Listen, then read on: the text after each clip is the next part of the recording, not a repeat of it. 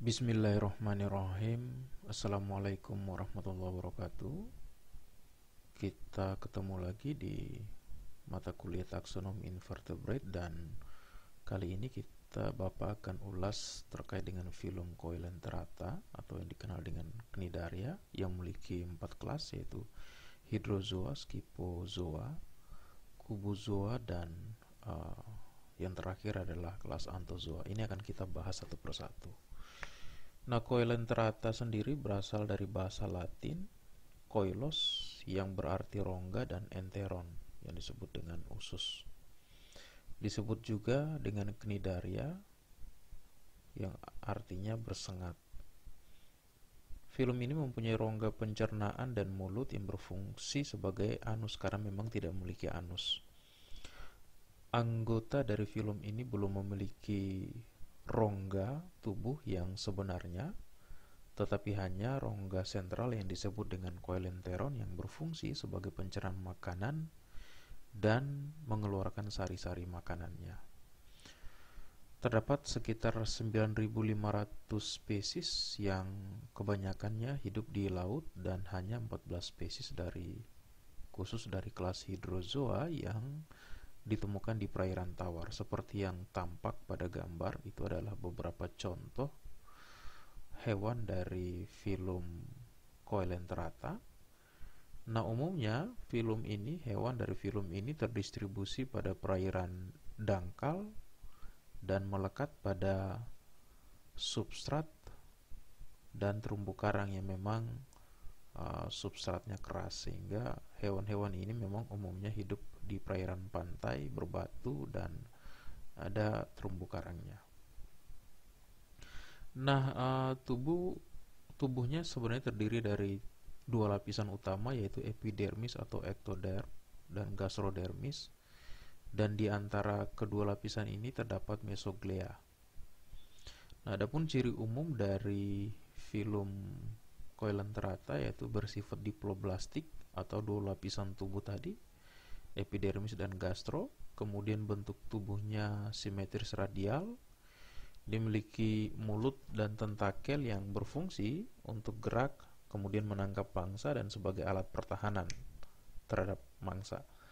Pencernaan berupa sistem gastrovaskular seperti kantung dan tidak memiliki anus, tidak memiliki sistem saraf pusat, dan belum memiliki alat respirasi dan ekskresi khusus seperti hewan-hewan pada umumnya, dan tidak memiliki kepala, dan tubuhnya juga tidak bersegmen seperti hewan-hewan pada umumnya. Ini adalah contoh gambar di mana Coelenterata ini memang dia hidupnya ada dua, yaitu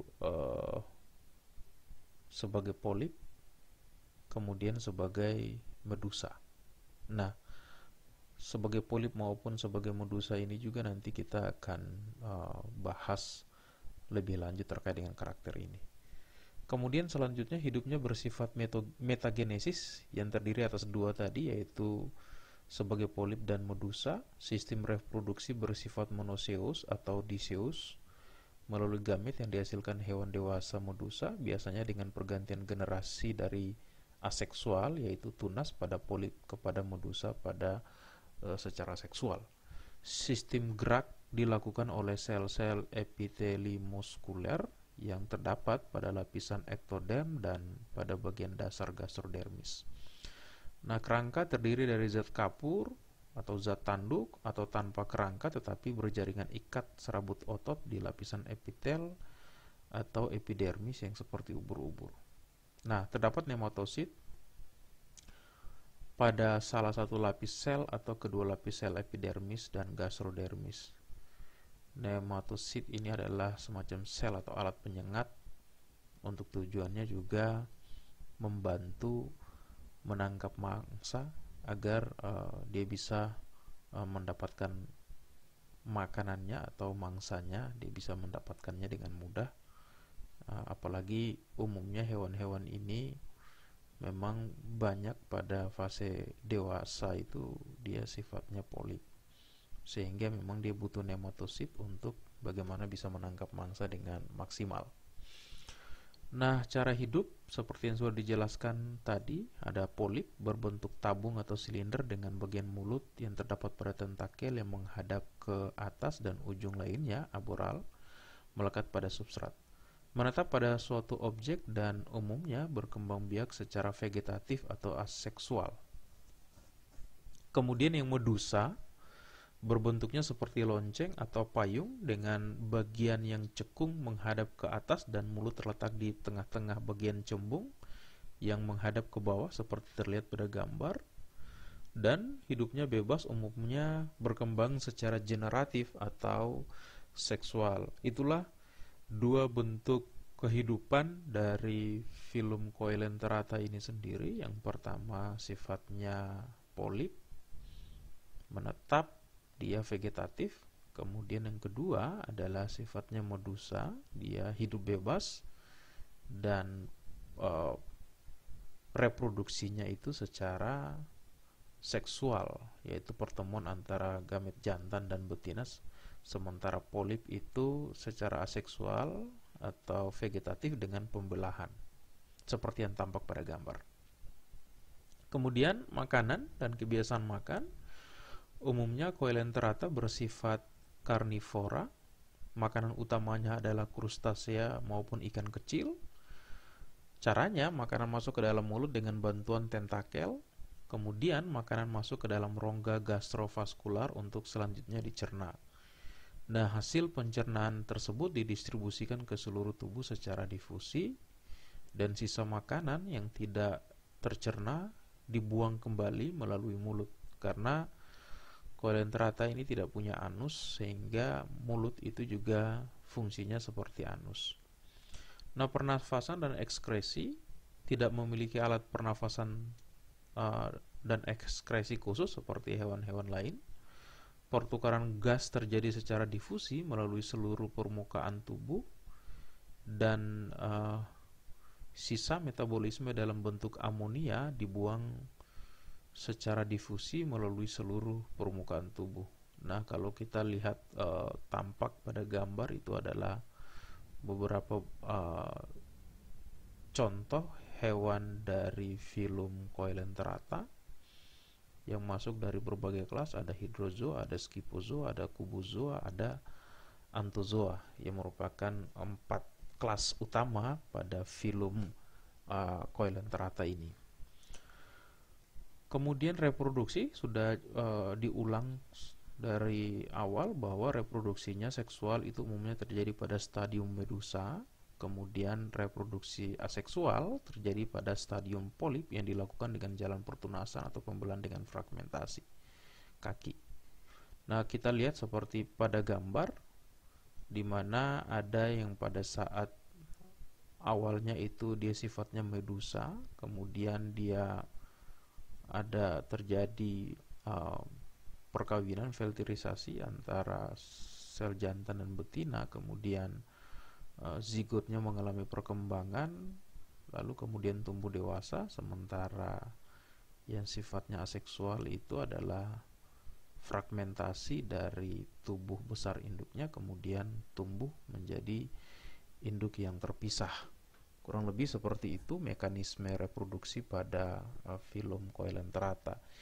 Nah, klasifikasi dari filum Coelenterata terdiri atas 4 kelas, yaitu hydrozoa, scyphozoa, cubozoa, dan anthozoa. Sebenarnya ada lagi Ctenophora yang awalnya digolongkan ke dalam filum Cnidaria ini, namun kini Ctenophora ditempatkan menjadi filum tersendiri yang terpisah dengan filum Coelenterata karena ada beberapa perbedaan ciri dengan filum Cnidaria, sehingga Ctenophora tidak dimasukkan lagi dalam filum Coelenterata. Nah, filum Cnidaria ini sendiri terbagi atas 4 kelas seperti yang sudah diutarakan, dan ini adalah contoh gambarnya, yaitu kelas hydrozoa, kelas scyphozoa, kelas cubozoa, dan kelas anthozoa. Nah, 4 kelas inilah yang akan kita bahas satu persatu, termasuk beberapa ordo dan contoh spesies pada masing-masing kelas. Nah, kita yang pertama adalah kelas hydrozoa. Ciri umum tubuhnya berbentuk seperti tabung, hidup berbentuk polip, mulutnya dikelilingi oleh tentakel yang tentunya untuk menangkap mangsa. Reproduksi secara aseksual dengan pembentukan tunas dan seksual atau hermafrodit, yaitu dengan pembentukan testis di bagian atas dan ovum di bagian bawah. Luar biasa, dalam satu tubuhnya terdapat dua sel, yaitu sel testis dan ovum, sehingga dia bisa melakukan reproduksi dengan baik. Hidup di laut dangkal dan membentuk koloni, atau juga ada beberapa spesies tertentu yang hidupnya soliter. Ini adalah contoh dari kelas hidrozoa dan siklus hidupnya dan yang ada, sehingga dia mampu hidup dengan baik dengan perantara air pada kolom perairan. Klasifikasi kelas hidrozoa ini ada 7 ordo. Ordo yang pertama adalah ordo Hydroidea. Hidupnya soliter atau koloni, reproduksi dengan pertunasan, menghasilkan medusa-medusa kecil yang mempunyai oselum dan statosit. Contohnya adalah Obelia, Hydatina, dan Hydra seperti terlihat pada gambar. Kemudian ordo Hydrocorallina, yaitu koloni dimorfik dengan polip kecil yang menghasilkan rangka kapur, dapat mencapai ukuran besar dengan warna yang cerah. Kemudian penghuni terumbu karang yang disebut juga dengan koral penyegat atau koral api, atau contohnya adalah Millepore.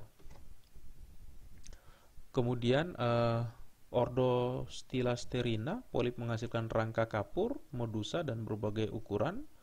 Pada pangkal gastrozoid terdapat duri, contohnya adalah Stylactesa dan Hydralmania seperti yang ada pada gambar di samping kiri itu. Itu adalah contoh spesies dari ordo Hydroida, Hydrocorallin, dan spesies dari ordo Stylasterina. Itu umumnya seperti begitu, dan berbagai cirinya seperti yang tampak pada gambar yang di atas. Kemudian ordo Triaslina, generasi polip kurang berkembang atau tidak ada, medusa agak besar, sifatnya dioecious. Contoh adalah Craspedascusta soberi, penghuni air tawar, seperti yang tampak pada gambar. Kemudian ordo Siponopera, bentuk koloni hidroid yang berenang bebas, sekitar mulut tidak ada tentakel, memiliki banyak nematosit atau alat penyengat, berukuran besar, biasanya beracun. Medusa biasa menempel, jarang yang berenang bebas, sifatnya pelagis, umumnya di laut tropis, contohnya adalah Physalia pelagica seperti yang ada pada gambar. Kemudian ordo Cnodropora, koloni hidroid berenang bebas dengan alat pengapung mengandung zat tanduk, contoh adalah Porpita dan Vetela.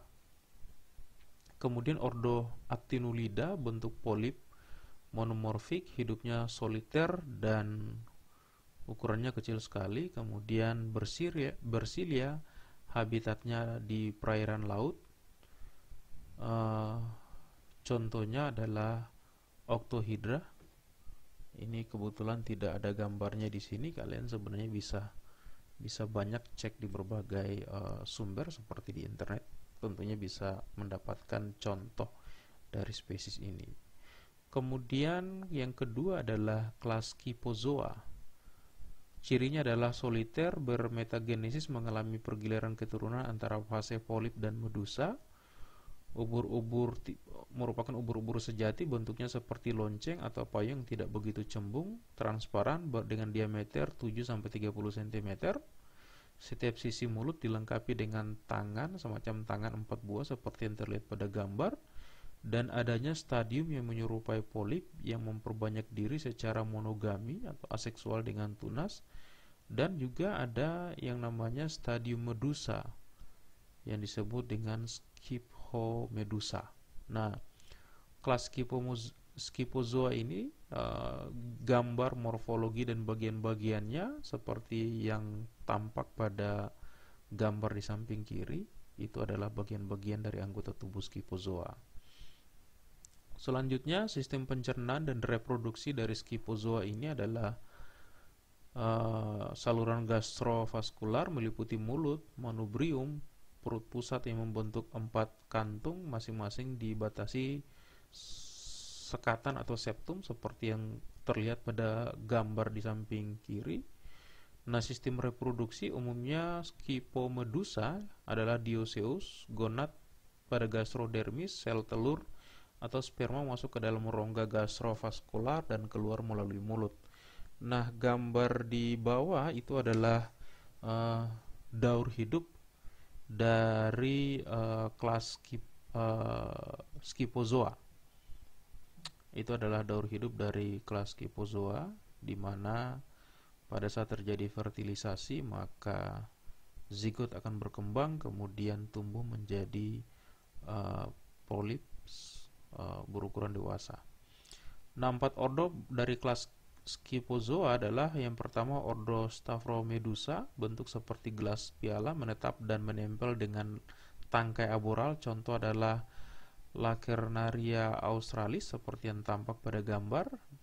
Kemudian ordo Cubomedusa berbentuk gada dengan bagian tepi melekuk ke dalam. Contoh adalah Charybdis marsupialis seperti yang tampak juga pada gambar. Kemudian ordo Decomodesa berbentuk payung berbentuk seperti piring, mulut dilengkapi dengan 4 buah lengan ostium atau jumbai. Contoh adalah Aurella aurita, Cyanea capillata, dan Pelagica noctiluca seperti yang tampak pada gambar di samping kiri. Kemudian ordo Rhizostomia, mulut tertutup oleh lengan-lengan ostium berjumlah kurang lebih 8 dan tidak memiliki tentakel pada bagian payungnya. Contoh adalah Cassiopeia seperti yang tampak pada gambar di samping kiri. Itu adalah 4 ordo dan contoh-contoh spesies yang terlihat pada gambar.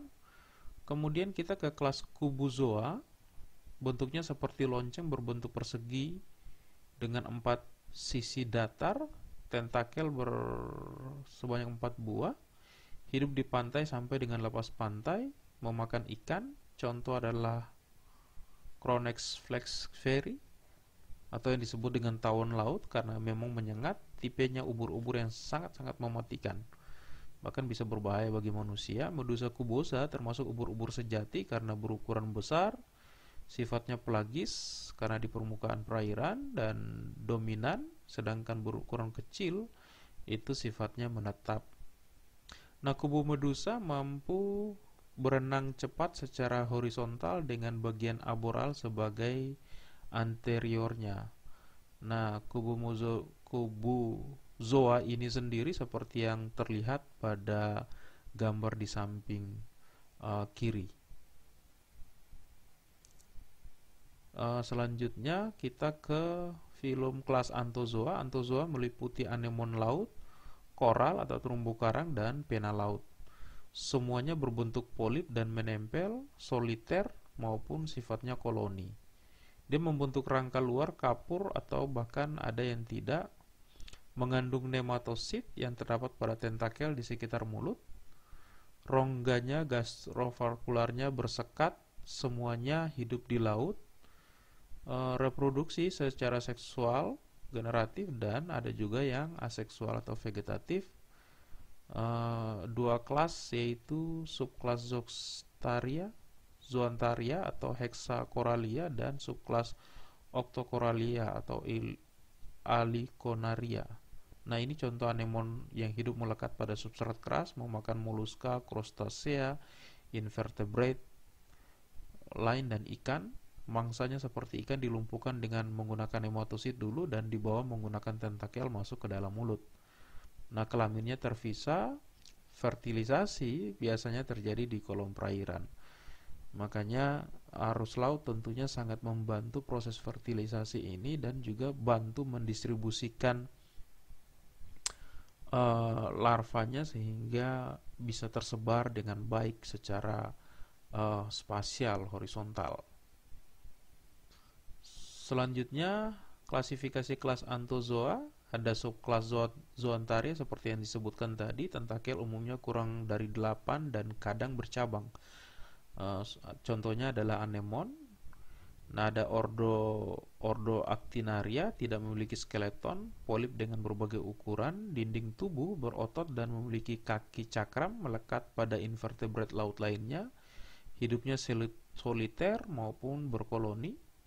Terbagi atas beberapa subordo. Yang pertama adalah subordo Actinaria, memiliki filamen dengan daerah bersilia. Contoh adalah Metridium, Ganatinia, Athoprelulia, dan Actinia seperti tampak pada gambar. Kemudian subordo Tuchordatiaria memiliki bagian bersilia, tidak memiliki filamen. Contoh adalah Trichodastic.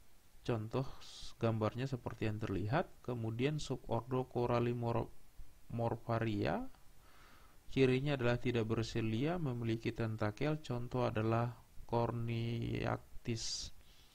Nah, itu adalah beberapa contoh gambar dari kelas Anthozoa, anemon laut, dan beberapa spesies yang mewakili dari 3 subordo yang sudah dijelaskan. Gambar-gambarnya seperti itu. Sebenarnya banyak variasi gambar yang bisa kalian akses di internet. Kemudian masih lanjut, ordo Madreporaria atau bata karang, exoskeleton, kelompok berbadan batu kapur, polip kecil, tentakel biasanya berjumlah 6, ototnya agak lemah, kemudian hidupnya berkoloni. Contohnya adalah Fungia, Acropora, Montipora, Orbicella seperti yang tampak pada gambar. Kemudian ordo Zoantharia memiliki tentakel. Contoh adalah Zoanthus sp seperti juga terlihat pada gambar.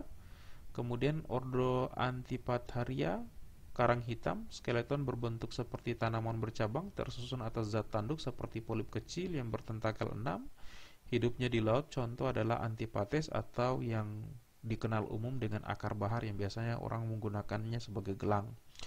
Kemudian ordo Ceritaria tidak berkoloni, memiliki tentakel yang panjang. Contoh adalah Arachnathus nocturnus seperti yang terlihat pada gambar. Itu adalah beberapa contoh spesies yang mewakili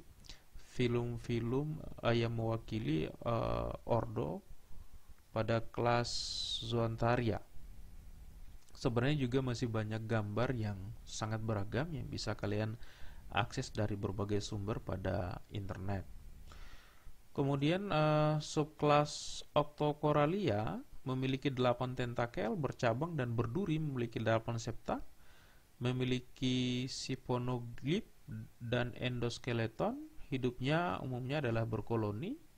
Contoh ada beberapa ordo, 3 ordo Stolinepera, yang polip dapat muncul secara terpisah. Skeleton terdiri atas spicula. Contoh adalah Clavularia tubipora musica seperti yang terlihat pada gambar. Kemudian ordo Telestacea, koloni berbentuk batang, tiap sumbu polip memiliki anak polip. Contoh adalah Telesto sp seperti yang kelihatan pada gambar. Dan ordo Aliconaceae atau disebut juga ini karang lunak, memiliki polip pendek, skeleton berupa spicula.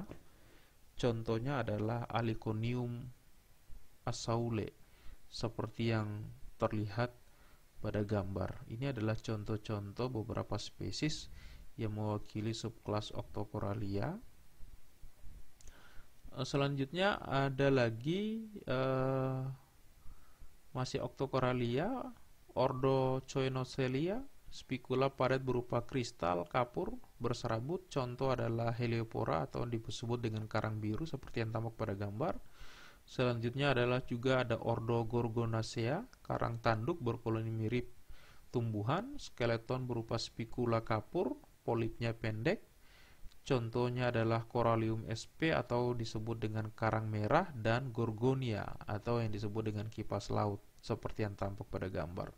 Dan terakhir adalah ordo Penatulaceae, hidup berkoloni, berdaging, memiliki sumbu polip yang panjang, rangka berupa spicula yang lunak. Contoh adalah Penatula Phosphorea atau yang dikenal dengan pena laut seperti yang tampak pada gambar. Sebenarnya masih banyak tipikal-tipikal pena laut yang bisa kalian akses di berbagai sumber seperti yang tampak pada internet, itu banyak sekali.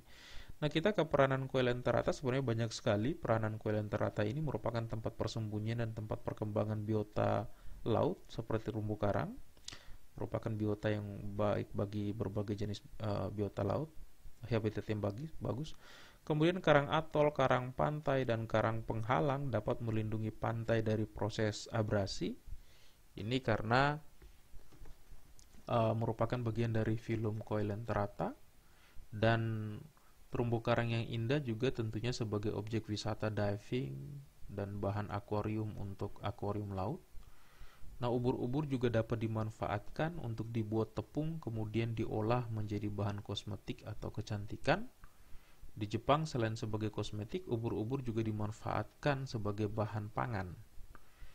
Nah, sementara kelas Anthozoa yang membentuk rangka dari zat tanduk yang sering dikenal sebagai akar bahar, atau Euplex-Saura antipathes yang kerangkanya dapat digunakan sebagai gelang, ini banyak sekali ditemukan kalau di beberapa daerah yang menjadi objek wisata itu biasa mereka memperdagangkan akar bahar ini sebagai gelang maupun cincin yang unik sehingga bisa menjadi daya tarik bagi para wisatawan untuk membelinya, walaupun sebenarnya jenis antipathes atau akar bahar ini memang sudah dilindungi oleh pemerintah, masuk dalam salah satu biota laut yang memang dilindungi karena keberadaannya di alam sudah terancam. Nah, inilah peran Coelenterata. Sebenarnya masih sangat banyak peranan dari Coelenterata yang bisa kalian cari secara mandiri pada berbagai sumber yang ada. Demikian apa yang bisa Bapak sampaikan. Lebih dan kurangnya Bapak mohon dimaafkan. Semoga materi yang singkat ini bermanfaat. Bapak akhiri, wallahul muwafiq ila aqwamit thoriq. Wassalamualaikum warahmatullahi wabarakatuh. Sampai ketemu pada materi-materi kuliah berikutnya.